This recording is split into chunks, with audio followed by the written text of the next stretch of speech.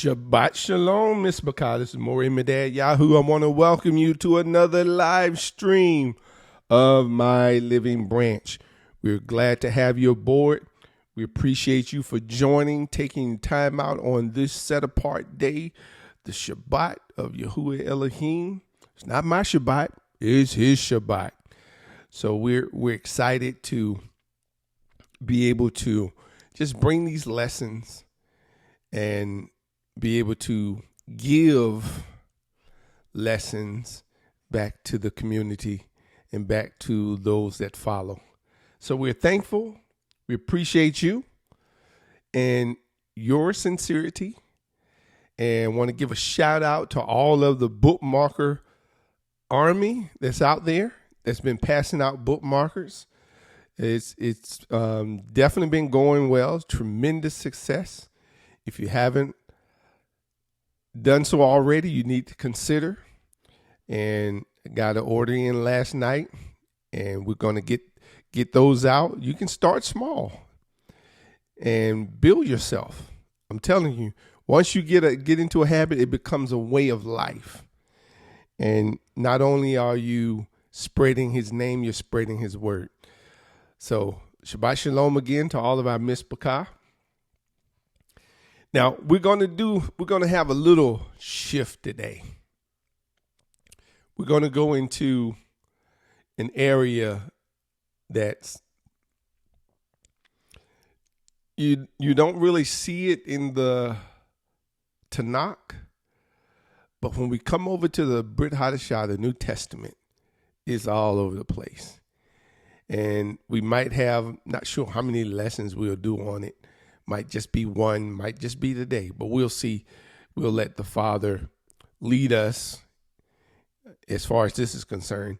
And I know I was on the right track, but because when I was trying to make the decision and see where the Father wanted us to go, then I had to do a counseling session. And in that session, this subject came up about spirits and their effects. And I'm like, okay.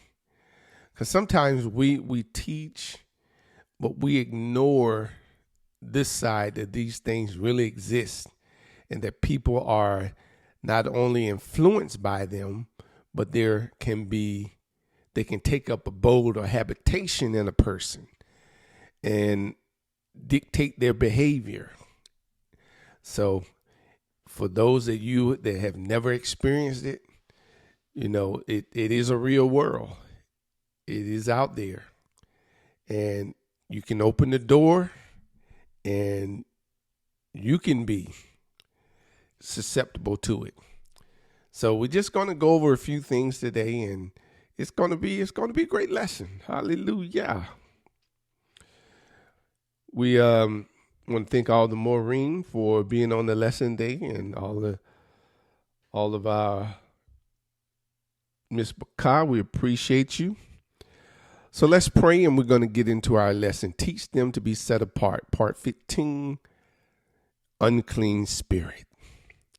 Father, we give you praise today. We ask your presence and your guidance in your Ruach to lead us and to steer this lesson where it needs to go, so that those that hear might comprehend, and those that they might see and be able to have perception of what is going on, and know that there's a realm operating that the eye cannot see. We can see the manifestation, but we don't see it per se. And we give you praise, Father, that this too will bring all of these lessons together to bring esteem to your name, so that we'll be able to teach, and we'll be able to give instruction on being set apart. We'll be able to give instructions on what's common, what's unclean, and what's clean, so that we can carry out the commands statutes, and precepts that you've given us. In the name of Mashiach Yahusha, Hallel to Yahuwah. Amen. All righty. So, just a quick note here. If you haven't requested your bookmarkers, just go to bookmarkers.club and it's right there. You can put in, make sure you give me your complete address so that I'll have to spend extra time trying to track it down and emailing back and forth. So we are at the beginning stages because people are going to need this message of hope. People think that Donald Trump or whoever might come after is going to be the message. No, this message of hope is going to be the restoration of Israel when Yahuwah restores all things and he divides. So get your bookmarkers. Now, if you want to be a part of our Telegram group, you need to email me at yahuwaharmy@pm.me. And make sure that this is not just a Telegram group that you just join up and don't do anything. This is a Telegram group where we're reporting our experiences and sharing experiences so that we can grow and we can have more tools in our tool belt to be able to go out and spread the word and spread his name and spread that his commandments are still in effect. So if you just lazy, lay back, this group ain't for you. But if you're ready to, learn and put forth some effort, then email me. We'll be glad to have you as a part of the Telegram group. And as always, like, comment, share, and subscribe. And turn on your notification bell so that you can get notified when we do live streams. And because sometimes the prophetic voice will come on and there won't be a weekly notification. So make sure you're doing all of these things to help the channel. That way the algorithm will push out the notifications, and actually it'll push it out to more people the more we interact. All right, the cornerstone for what these lessons, this series is coming from, Leviticus chapter 10, verse 8. And Yahuwah spoke to Aharon, saying, do not drink wine or strong drinks, you nor your sons with you, when you go into the tent of appointment, lest you die. A law forever throughout your generation, so as to make a distinction between the set apart and the profane, and between the unclean and the clean, and to teach the children of Israel all the laws, not some of them, not the ones you want, not the ones that are in your favor, but all the laws which Yahuwah has spoken to them by the hand of Moshe. Now, you've seen this chart. This chart is going to be a part of as long as we're on the clean and unclean, you're always going to see this. So I won't read it this time. Maybe I'll read it next time. But this gives you the Hebrew breakdown. And just know that it's a condition of a person, place, or thing, clean or unclean. Now, let's start this lesson here. Because we don't, when you see Israel like this, they had a formation with the tabernacle being the center point. This is, when they were in the wilderness. This is how it was set up. And we discovered things that when you were unclean, and we read it, you had certain uncleanliness had to be outside the camp. So if this is the camp, they designated a place. If you were unclean, you had to go. And there's a reason why. Even the bathroom, you couldn't just go outside your tent. You had to go outside the camp. Now, all of this was to stay set apart.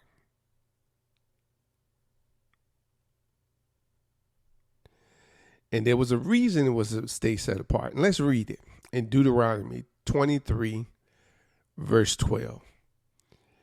And you shall have a place outside the camp where you shall go out, and you shall have a sharp implement among your equipment. And when you sit down outside, you shall dig with it and turn and cover your excrement. Now listen to this. For Yahuwah your Elohim walks in the midst of your camp to deliver you and give your enemy over to you. Therefore, your camp shall be set apart, so that he does not see unclean matter among you and shall turn away from you. Now, I want you to think about this. Why was the unclean things outside the camp? Because he walked in the midst. Think about the Garden of Eden. What were they doing there? Adam were walking. They were walking with Elohim in the cool of the day. Okay. Now, I don't know about you. When some of us might stay in neighborhoods or we live out in the country. I know growing up, we used to have dogs. Okay. And you would try to train your dog to, when he had to go to the bathroom, that he would go in places that you didn't have to walk, because there was nothing worse than walking outside and then stepping in a dog number 2. And then it's on your shoe. You're trying to clean it off your shoe and you're wiping it on the grass and your shoe got grooves in it and you can't get it all out the grooves. And so now you got to take your clean. Now, think about how you would feel stepping in a dog number 2 and then having to go through all that process. So you train your dogs so that they go to the outer boundaries. Or if you have an inside dog, you took your dog to the edge. You didn't just let him go in the middle of where you're walking. You took him out of the way so that he could do his thing. That way you don't have to worry about stepping in what he just did. The Creator walks in the midst of the camps. And his desire was to be in the midst. So he lets you know, therefore your camp should be what? Set apart, so that he does not see unclean matter among you. Not just the walking part, he doesn't even want to see it, and shall turn away from you. Now, is that a hard command to keep when they were set up like a camp? You have to think about it. Visualize it in your mind, because this is what they had to deal with. And there's always somebody who want to take a shortcut. But no shortcuts are allowed.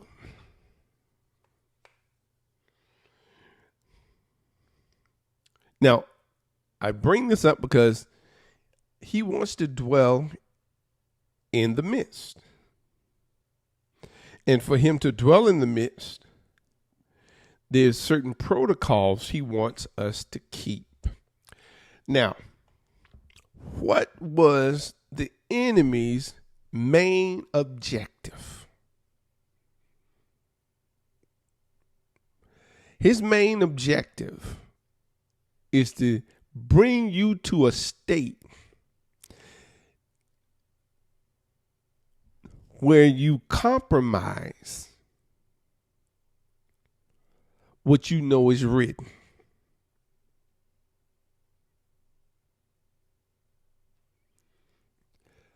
Okay? He wants you to eat from the tree of the knowledge of good and evil. He wants you to partake of something he knows that is forbidden for you. But his strategy is to break down the wall so that you cross the wall and partake in what you're not supposed to. And this creates an unclean state among us.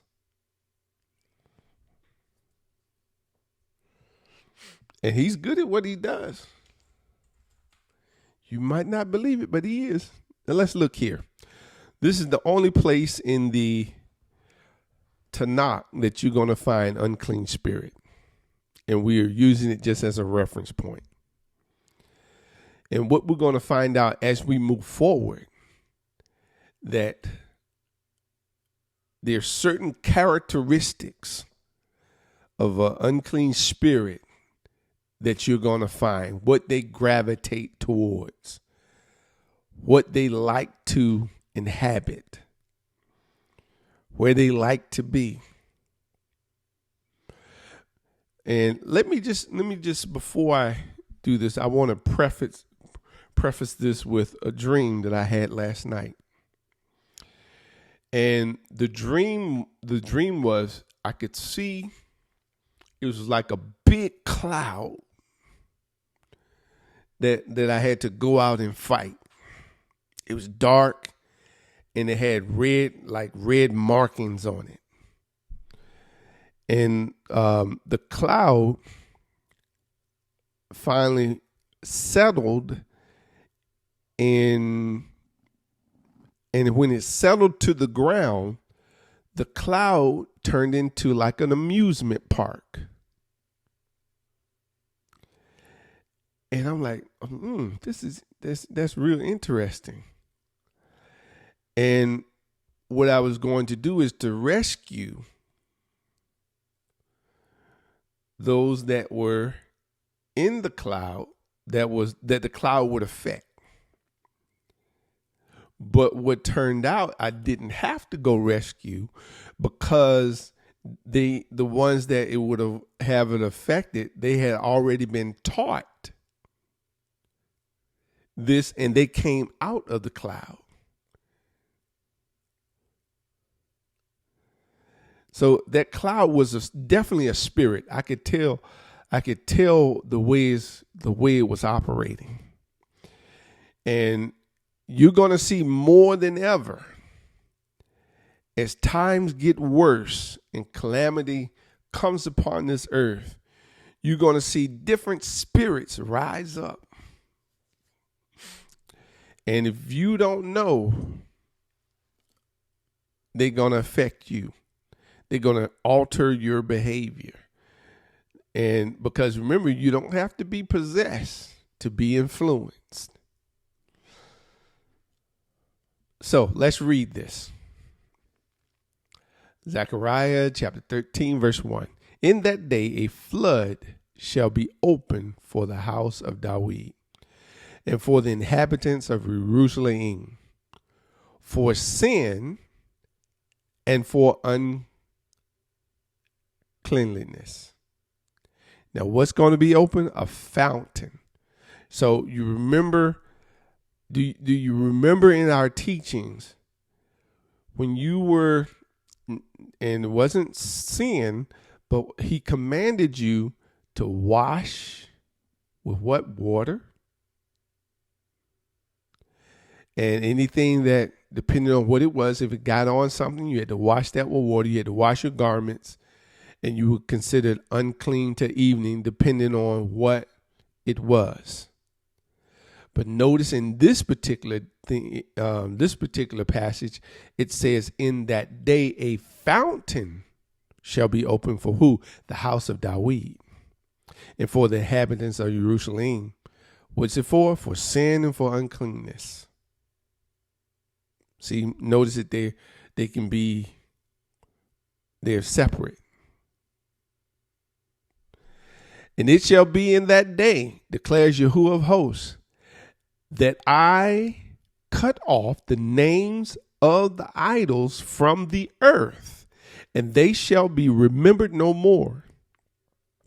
And I shall also remove the prophets and the unclean spirit from the earth. And it shall be when one prophesies again, then his father, his mother who brought him forth shall say to him, you shall not live, because you have spoken falsehoods in the name of Yahuwah. And his father and his mother who brought him forth shall pierce him through when he prophesies. And it shall be in that day that the prophets shall be ashamed in every one of his visions when he prophesies, and not put a hairy robe on in order to deceive, but shall say, I am not a prophet. I am no prophet.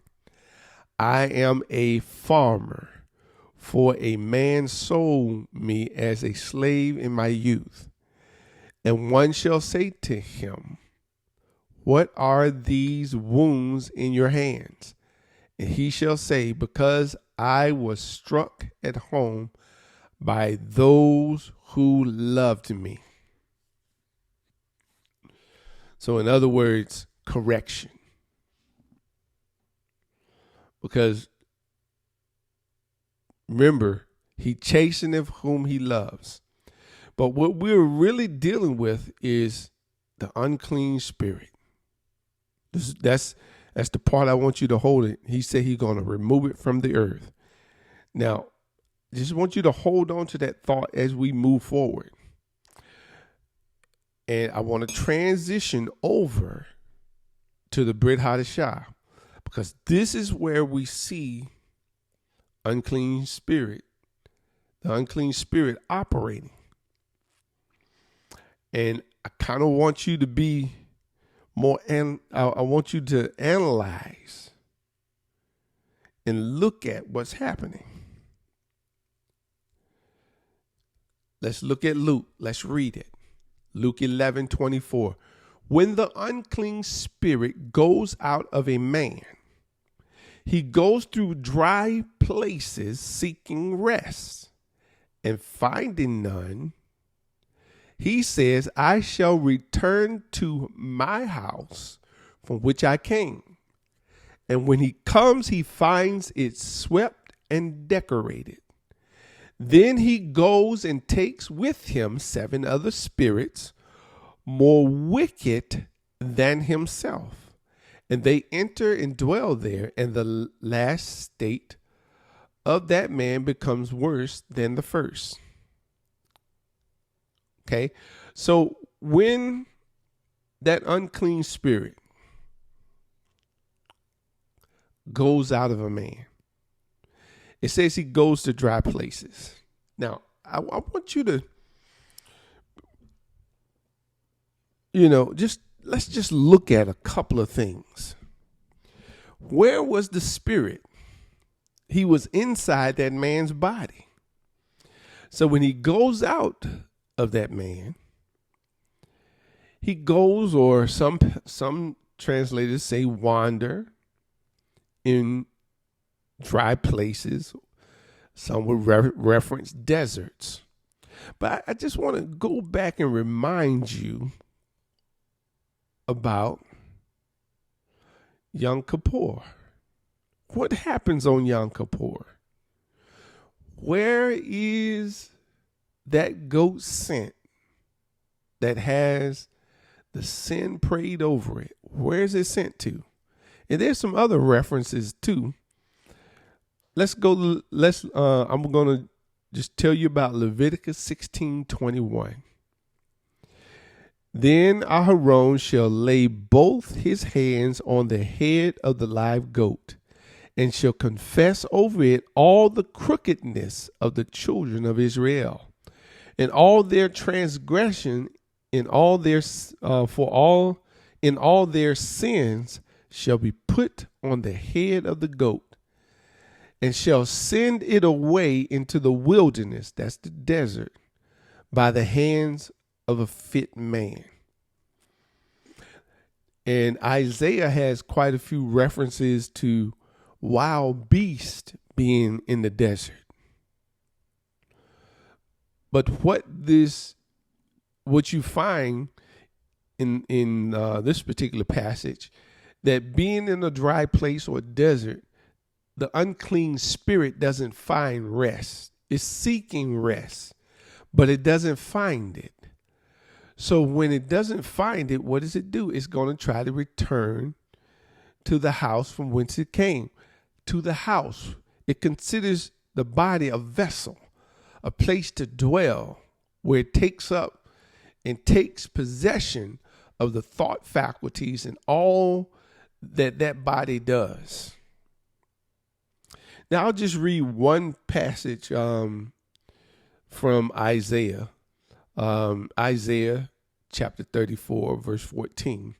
And the wild beasts of the desert shall also meet with the jackal, and the shaggy goat call to its companion. And night creatures shall also settle there, and shall find for herself a place of rest. So this man, when this unclean spirit goes out, and then it decides it's going to return, what does it do? It comes back and it finds where it was before, swept and garnished or decorated. So there's nothing there to prevent that unclean spirit from entering where it once lived before.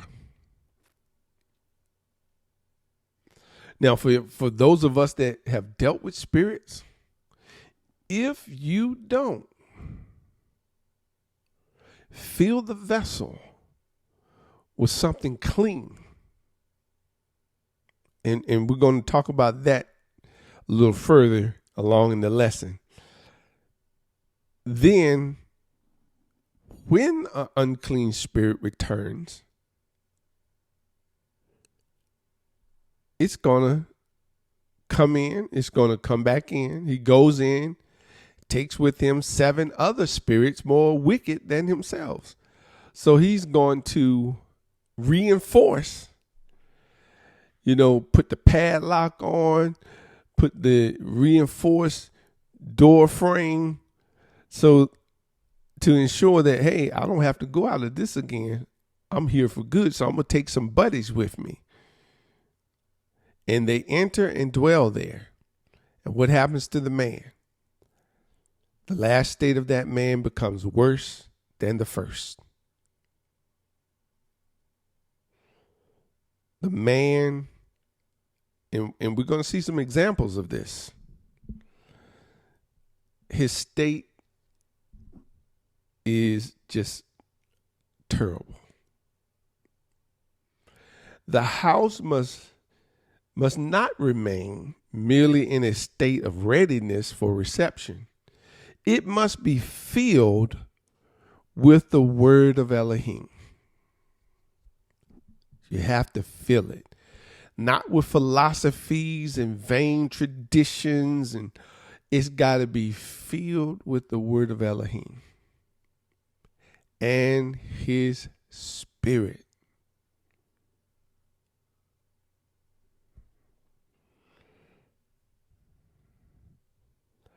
Now, let's talk a little bit more about unclean spirits.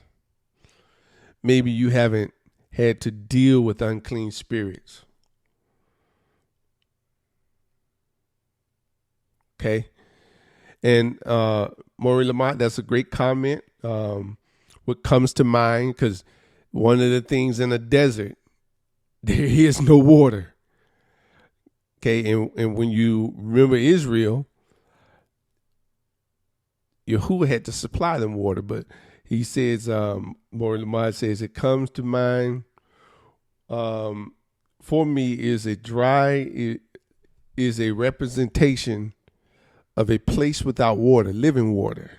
So it can be a place that has no living word or water in them. Okay? Place meaning the person. Because that's what the spirit actually looks at you as a place. It's a home. It's you're a vessel. And if you don't have the right stuff in your vessel,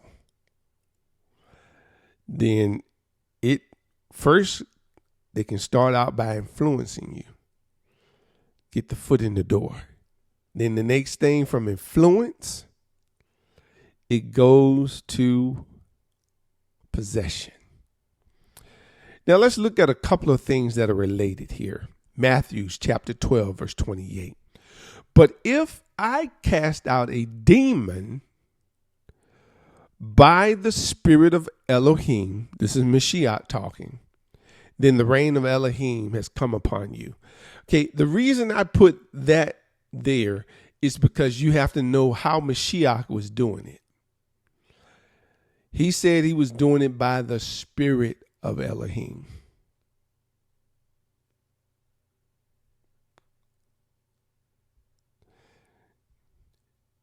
Now,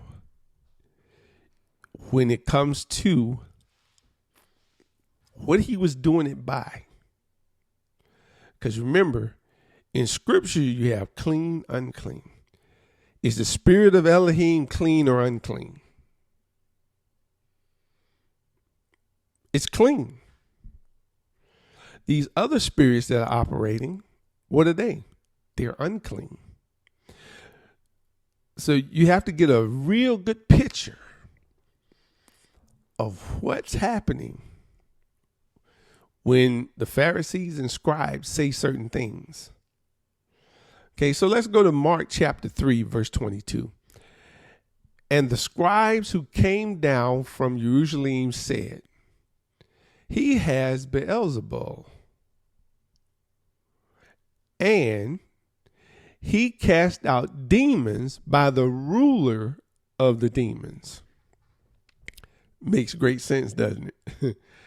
And calling them near, he said to them in a parable, how is Satan able to cast out Satan? And if a reign is divided against itself, that reign is unable to stand. If a house is divided against itself, that house is unable to stand. And if Satan has risen up against himself and is divided, he is unable to stand, but has an end.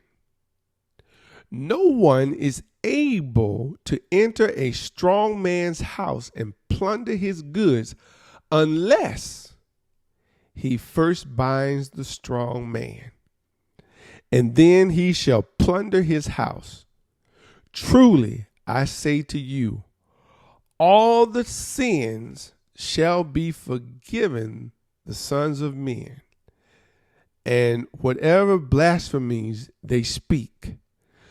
But he who blasphemes against the set apart spirit has no forgiveness, but is subject to everlasting judgment because they said he has an unclean spirit. Do you catch the seriousness? Now, we've been over this whole series about clean and unclean. Now, just like any other, Mashiach he had a man's vessel. So that vessel could be clean, could be unclean, depending on what state, because of the laws we've been given. But they were delving a little bit deeper. They were subscribing the spirit that he had without measure. They were saying that spirit, the set apart spirit, the Ruach HaKodesh, was unclean.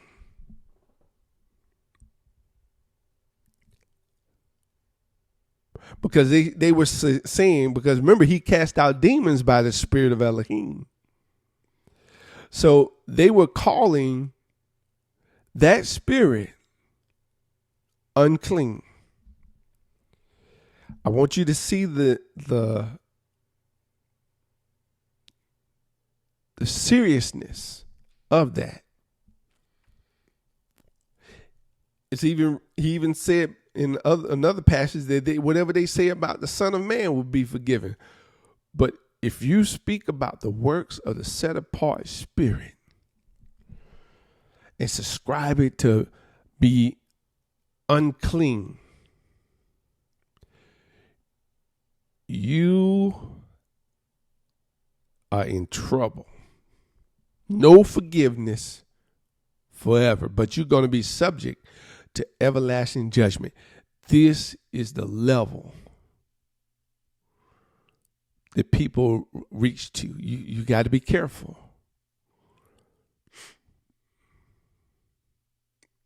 Be careful. Know how the Ruach HaKodesh moves. Don't be out here saying, oh, that's the devil. If I'm not sure, I just keep my hands off of it, because I'm not risking no forgiveness forever.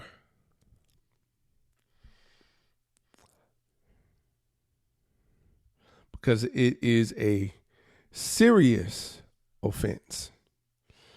And we are living in an age now. Okay, where do you think all this knowledge came from?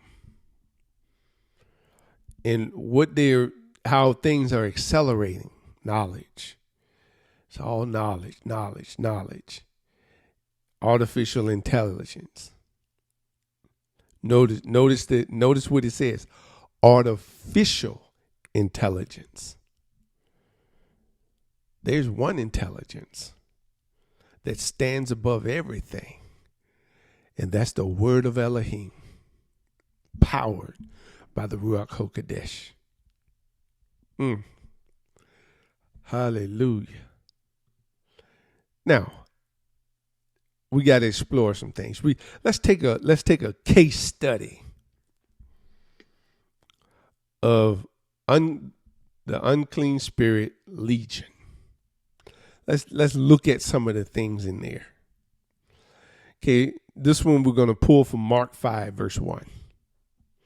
And they came to the other side of the sea, into the country of the Gennesarets. And when he came out of the boat, immediately there met him out of the tombs a man with an unclean spirit, who had his dwellings among the tombs. No one was able to bind him, not even with chains, because he had often been bound with shackles and chains, but the chains had been pulled apart by him and the shackles broken in pieces. and no one was able to tame him. And continually, night and day, he was in the mountains and in the tombs, crying out and cutting himself with stones. Okay, so I want you to see the association here. Unclean spirits, unclean spirit, because you're going to find out they act as one, like to be amongst unclean things. That's just how they want to be amongst unclean things. Okay, so where's the first thing that we notice? He met him out of the tombs. Okay, so what is out of the tombs? That's a burial site. Let's look at Numbers 19, verse 16. Anyone in the open field who touches someone slain by a sword, who has died, or a bone of a man, or a burial site, is unclean for 7 days. So unclean spirit loves to dwell amongst unclean things.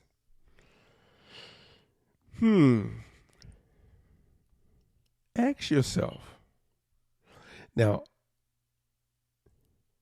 you got to remember that this can be a reflection. A person can, people like to go out, lay on graves, love to, always be every week, want to visit the grave. I'm like, oh no. Oh no. We might have to look, see what's going on. Or think about this. What goes in a grave? I'm just trying to give you a different way of approaching some things. Okay, think about if we operate in forgiveness, or we've been immersed and things have been buried, and people love to go back and dwell among what's been forgiven or what's supposed to have been buried, could be a clue. I'm not saying they got an unclean spirit, but there might be some influence there. It could be a clue. Because unclean spirit loves to dwell among the dead.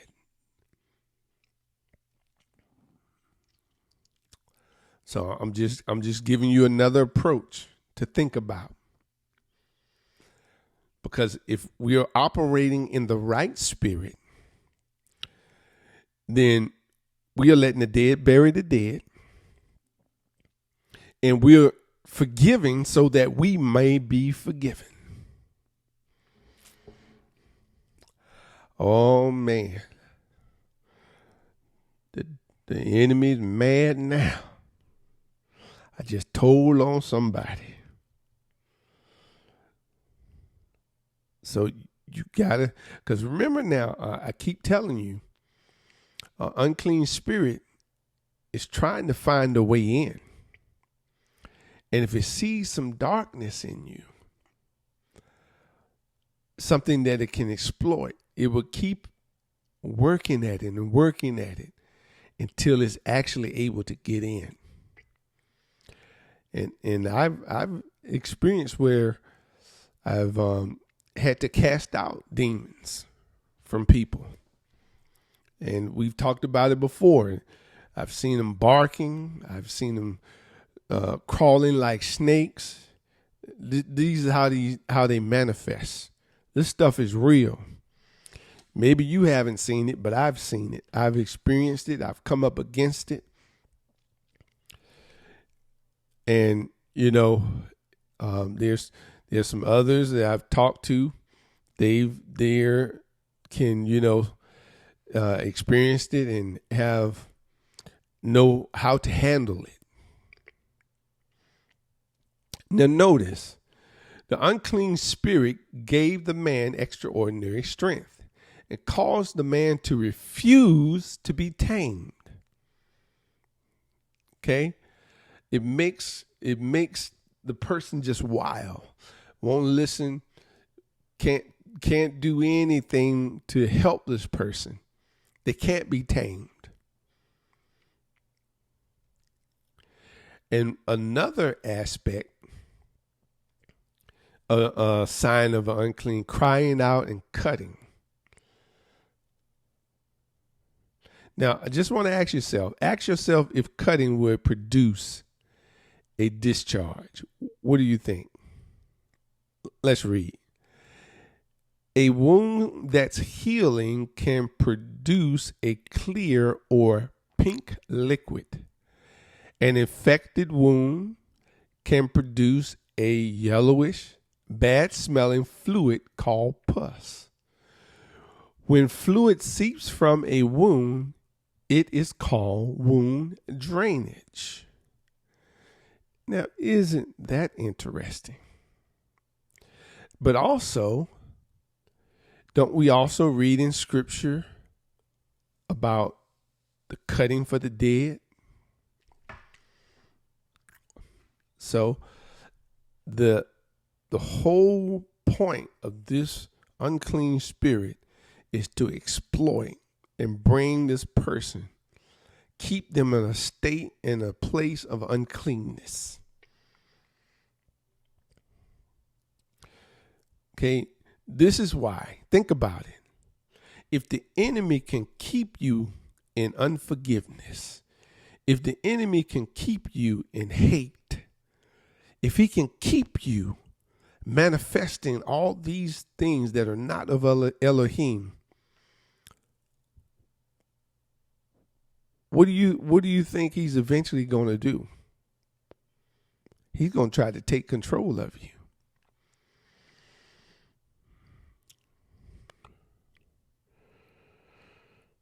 Let the past be the past. It's time to move on.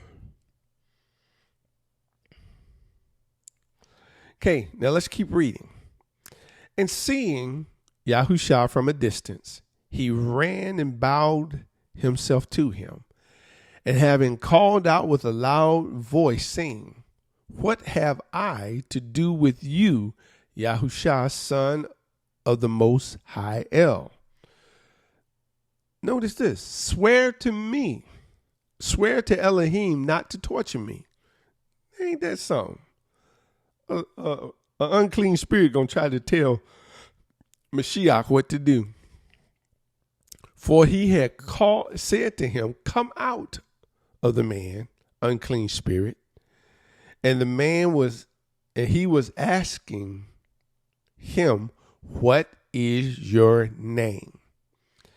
And he answered, saying, "My name is Legion, because we are many." Now notice that the unclean spirit acted as one. There was a whole bunch of them in there, but they acted as one name, one voice, one purpose. And just so you know, a legion during that era was a Roman army unit of about 6,000 soldiers. So the unclean spirit's mission is to control the man and the situation. That's how they work. And if you're not careful, they'll try to control and influence you. Didn't he try to do it to Mashiach? If he did it to Mashiach, don't you think they'd do it to you? So the first thing is to control the vessel that you have.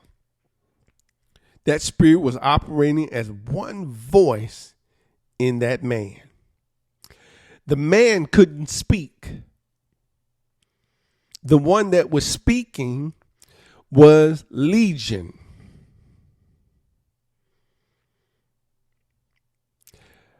And I've experienced this where I've talked to people and I can look at them And I could tell that they weren't the one talking, that it was a spirit speaking through them. Has anybody else experienced that?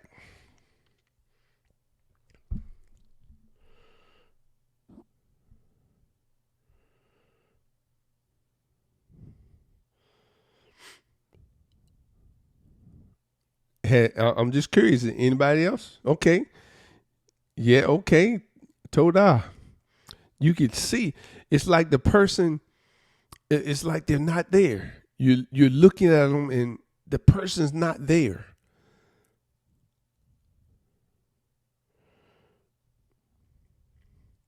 And then you can see when the person comes to themselves, or I've been in instances I had to pray for people. And after praying for them, it's like they come back to themselves and they were like, what, they didn't know what happened. They had no memory of what was going on. And Toda for all of those answering in the live stream. I appreciate that.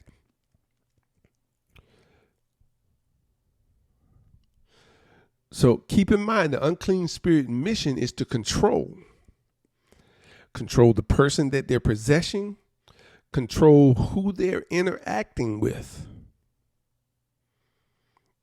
And they will act as one. So notice it wasn't when describing this, there wasn't 6,000 spirits. They were all acting as one spirit inside of one body. That's a lot of spirits. That's why I'm telling you, we've got to, in this last day, when you're watching TV, when you're talking to these actors, and I'm gonna even go as far as, you got to think about some of the athletes. Who's giving them some of this ability to do some of the stuff that they're doing? The actors, singers. They're recorded where Beyonce say that she has a spirit coming to her and take over when she's singing. It was said of Michael Jackson. It was said of some of the other actors. How do they get in character? They empty themselves and let a spirit come in. So if you think that this stuff isn't real,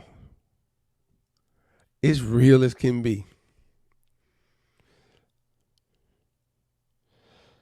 It is real as can be. I'm looking at some of the, and I know some of you have seen it, where when LeBron James does his initial thing before the game and all the signs and symbols he's showing, you got to ask the question. Yeah, you can take all different kind of enhancing stuff, but is it possible that it's a spirit that's enabling some of the abilities? Just a thought. Oh yes, when you look at sometimes at people, they look like they're in hypnosis, look like they're being hypnotized.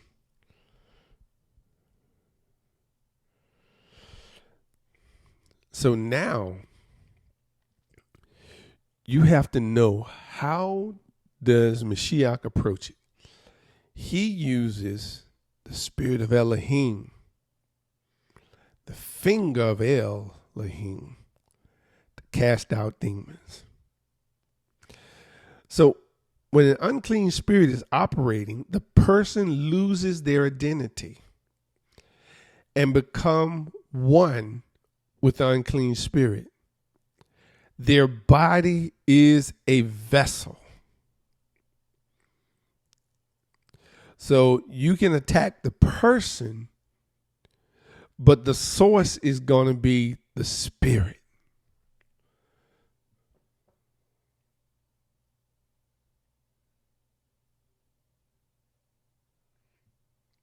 Oh, yes. I remember to Yahushan, he said he had to take father told him to take the Michael Jackson poster off the wall. I remember seeing an interview where, because Michael Jackson could dance, but he said a spirit came in him. He just felt like dancing all the time. Isn't that interesting? See, the thing with when you allow these things into your life and they making their mark, when they leave, or when you want to leave, or when you want to change, depending on the level that you're at, your life is going to be the cost for the change. Let's go back and research. You don't have to believe me. Look at all these famous people that died early, and you start digging. They made contracts, and now they want to renege, or they want to they want to change the terms of the agreement. Oh no. You can go back and start naming Kobe Bryant. You Bill Cosby. Go back and start looking at Whitney Houston. We can just go through the annals of time. And man, it's a life or death. So let's keep going. Now, look at this. We had verse 10. And he begged him very much that he would not send them out of the country. Now, a great herd of pigs were there, feeding near the mountain, and all the demons begged him, saying, send us to the pigs, so that we may enter into them. And he gave them permission. And the unclean spirits came out and entered into the pigs. They were about 2,000. Now, who was 2,000? The pigs were 2,000. It's about 2,000 pigs. And the herd ran down the steep place into the sea and drowned in the sea. And those who fed the pigs fled and reported it in the city and in the country. And they went out to see what had taken place. So they came to Yahusha and saw the demon-possessed one, him who had the legion, sitting and dressed in his right mind. They were afraid. Okay, unclean spirit, like unclean animals, unclean things, unclean places, unclean people.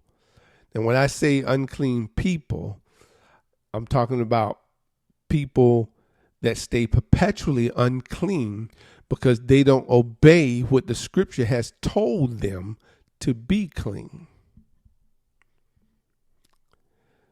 So, what are we seeing? Okay, they begging not to come out of the country. They want to go into the pigs. There's 2,000 of them. It was a herd. So let's look. Leviticus 11, verse 7. And the pig, though it has a split hoof, completely divided, yet does not chew the cud, it is unclean to you. And their flesh you do not eat, and their carcasses you do not touch. They are unclean to you. Where did the legion want to go?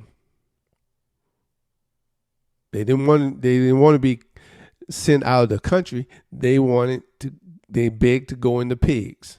Now the question becomes, when the pigs died, what happened to the legion? The legion didn't die with the pigs. Because remember, the legion, their spirits, 6,000 spirits. What happened to them? See, this is the thing. What happens when the spirit goes out of a man?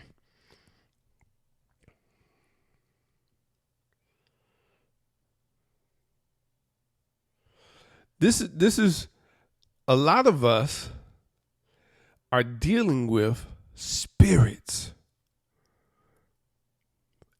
And we need to do more research on how to handle and bring these spirits under subjection, how to cast them out, how to foil their attempts.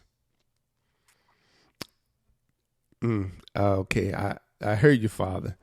Okay, looks like we're going to have another lesson next week on this, because I just heard that out the clear blue. But now is not the time for me to give it to you. So we're going to have to do another lesson next week on this,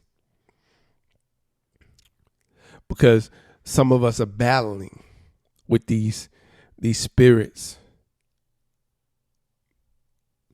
Could be family members, loved ones, and we don't know how to properly execute a plan against those spirits.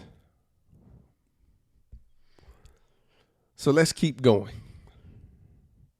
Now, the question going forward is, what happened to those spirits?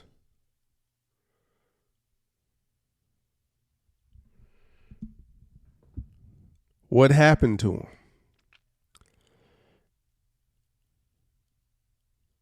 Miss Y'all, let's see what you had to say here. When I got deliverance, I first had to prepare, fast, confess, forgive, pray. Then there a separation between my spirit and the other unclean spirits by the power of the spirit, or L. Okay. Somebody said the spirit, they seek another place, find another place to dwell. Okay. They go to a dry place to rest. But this is all stuff we have to think about.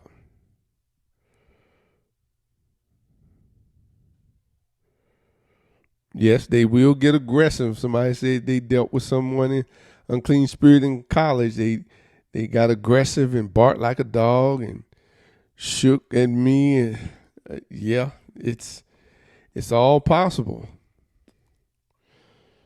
So now, if you're a person prone to anger, you better make sure you keep a check on that, because that's a sure gateway in for unclean spirits. So let's go. Let's keep pressing forward. I know we might go a little bit over today, but I'm telling you, this subject is going to become so important for us as we go into as we move forward in time, because more spirits are going to be unleashed. You're going to see things. Okay, now look at this. And those who saw it related to them what was done to the demon-possessed one and about the pigs. And they began to plead with him to leave their borders. And as he was entering into the boat, he who had been demon-possessed begged him that he might be with him.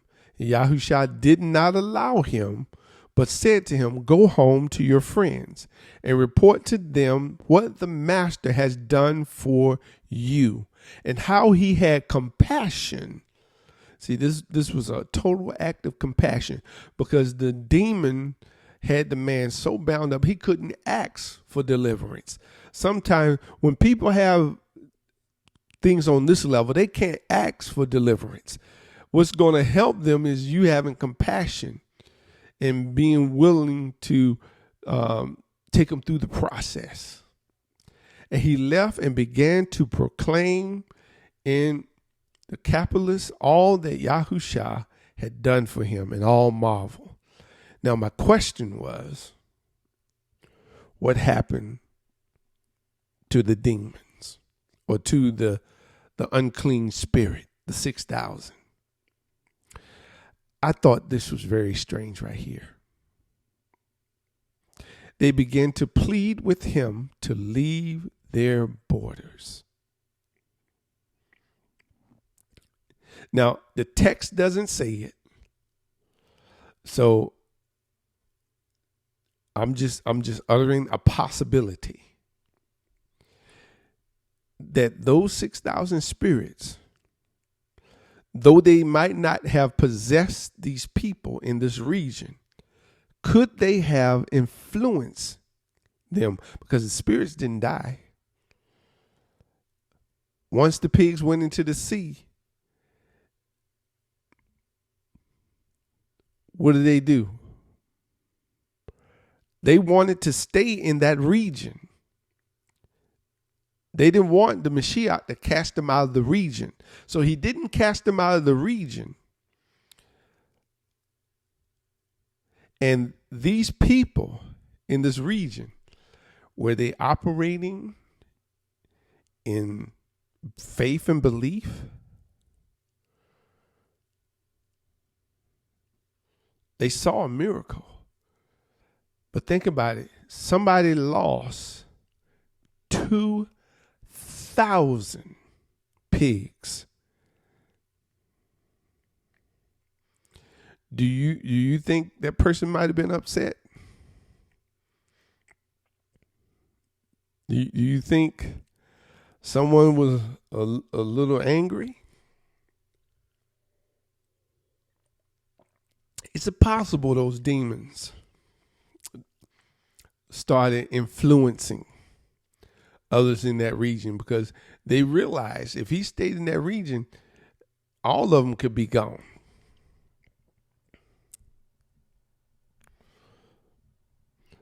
So he left the region. Mashiach got in a boat. Remember, he came over in a boat, left in a boat.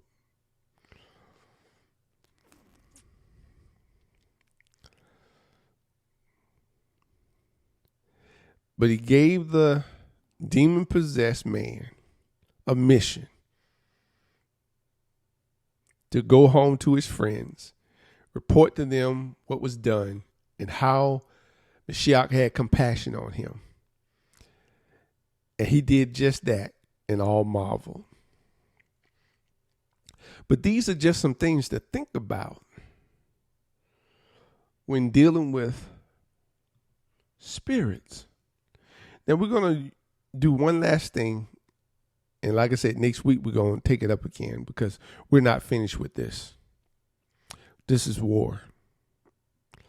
Because if you think that it's a man that's controlling this world, you're sadly mistaken.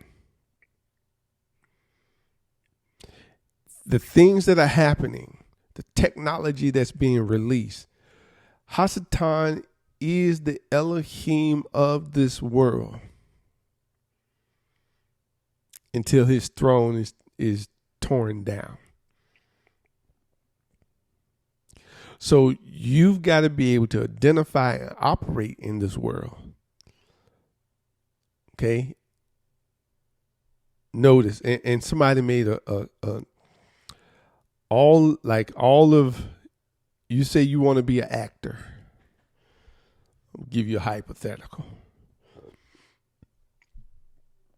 Do you know that all of that arena, Hollywood, controlled by sodomites? do your research. If you're going to make it big, you're going to have to go through a sodomite. Music industry, you're going to make it big, you're going to have to go through a sodomite. That spirit is still operational. And that's an abomination. They do it all. They do it all.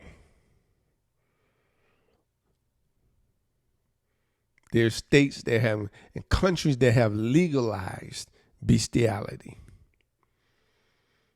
This is where this world is going. So you better get on this Torah bandwagon, know what Torah is saying, know what's in the Tanakh and the Brit Hadashah, and learn how to operate in the spiritual world. Because if you don't, it's going to overtake you. Just like in my dream. It's like a spirit that's going to come and set up. And it's going to be like an amusement park. An amusement park draws people because of the attractions and the rides. And people are enamored because they want to be entertained. But we're not here to be entertained.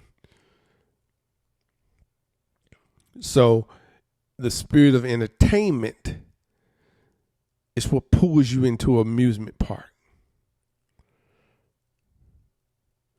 But the spirit behind it is what's going to seize you. Now I'm telling you my dream and how I'm thinking it's relating. So let's read Ephesians 6:10. For the rest, my brothers, be strong in the master and in the mightiness of his strength. Put on the whole armor of Elohim, for you have power to stand against. You have power to stand against the segments of the demon, the devils, schemes of the devils, because we do not wrestle against flesh and blood, but against principalities, against authorities, against the world rulers of darkness of this age, against spiritual matters of wickedness in the heavenlies. Because of this, take up the complete armor of Elohim, so that you have power to withstand in the wicked day, and having done all to stand. Then he goes into the armor. The war is spiritual, but manifests in the natural. So we're going to pick this up next week because it's a battleground. You know, some of us it's getting to the point now, the battle is raging. So, the fake food, fake everything. I mean, it's just, you just got to walk with so much caution, and you got to walk with a spirit of wisdom today. For some, it could be overwhelming. That's why we got to lock in. We got to lock in the Torah.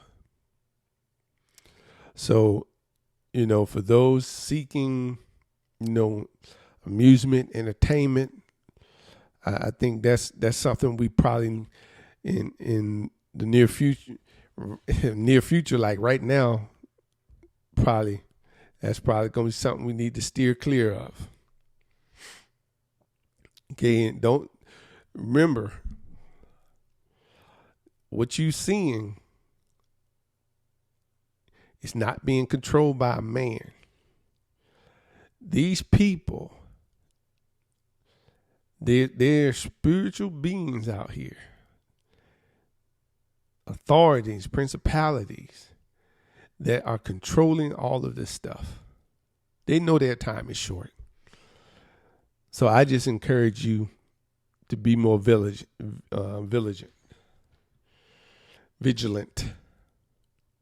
All right, let's pray, Miss Bakar. Father, thank you for steering us in this direction. There's so much that we need to know and we need to get up to speed on. I pray that you bring us up to speed on how to operate and how to protect ourselves in the days to come. We're thankful for what you're doing. We're thankful for you exposing the plans of the enemy. We ask you to keep us in this hour. Manifest your purpose to us. Help us to overcome every adversity. In the mighty name of Mashiach Yahushua, we give you praise, honor, and esteem. Amen.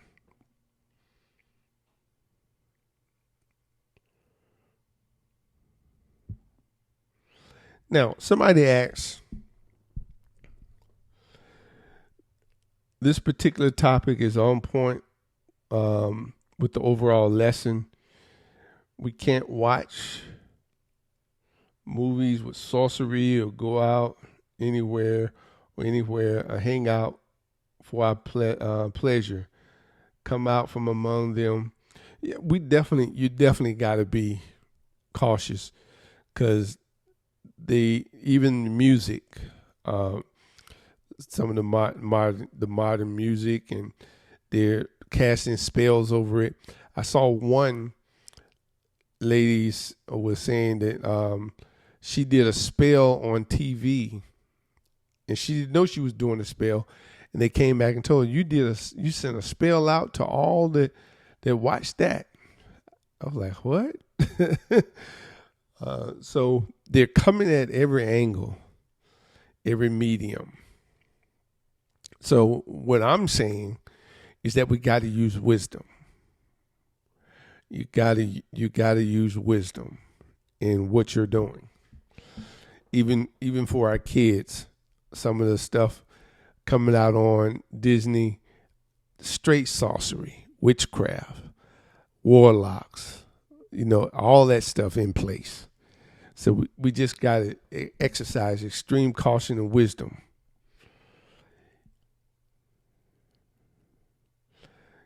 Okay, and someone else wrote, it reminds me of a story I heard of an unclean spirit causing two neighbors to murder each other. The Legion probably asked to go to the pigs so they could activate the other unclean spirits there. So yes, we live in a world that there's stuff you can't even see. And when you don't live set apart, you're opening yourself up. It's like almost placing a doormat saying, come on in. So we want to make sure that we're marked. The enemy can tell, okay, these are set apart. And we want to continue to uphold the set apart standard. So that's the gist of what I'm telling you. That's what we need to do. Can't continue to act in selfish behaviors. We got to exhibit a mind of Mashiach. Just think of how much compassion he's shown for you. Okay? So as we move forward, make sure you're protecting yourself, protect your family. Because I'm telling you, things are getting ready to get crazy. And you all saw the glitch. One software company, they say Microsoft has over 85% of the software that runs the world. So one software company that all the airlines, all the banks were using sent out an update. And this caused all the outages we had global. Planes stopped flying. You couldn't send wire transfers. this is how, yeah, we got the technology, but our technology is acceptable. It's susceptible to go down. They can send out one little update, bam, shut everything down, and blame it on whoever they want. They made sure you tell you it wasn't a cyber attack. But you see how easily they could pin it on a cyber attack. And those that don't know any better will say, yeah, it was a cyber. Nah. Yeah. These world people that are leading this world are empowered by these spirits. And it's sooner than later, they're going to put stuff in motion. All right. I want to thank you for your support. And if you get a chance, come join our family at livingbranch.app. If you are curious about any of our links, you can go to Linktree/livingbranch. That'll give you all of our links just in case you can't remember them. And if you would like to support our cause, you can do so through PayPal, Cash App, and you can donate online. So I want to say Toda Rabah for all of our listening audiences. For those that will watch it later on Brighton, those who will watch it later on YouTube, and those that are watching it now and will watch it on Rumble. We appreciate you for supporting. And remember, don't forget to get your bookmarkers and become a part of the Bookmarker Witnessing Army, so that we can continue to move forward and do some great things in the Mashiach. Yes, that was crowd share. Toda Rabah. So, yes. So, make sure you enjoy this wonderful Shabbat day and continue to just live set apart, be set apart, take care of your families. That's who the Father gave us to watch over. So make sure you're taking care of your family and spend some time with your family on this Shabbat. And if you have any questions, you can email me at info@mylivingbranch.org. All right, this is Moreh Medad Yahoo saying unto you, Shabbat Shalom. And let's make this the best Shabbat ever. Shabbat Shalom, Miss Bakah.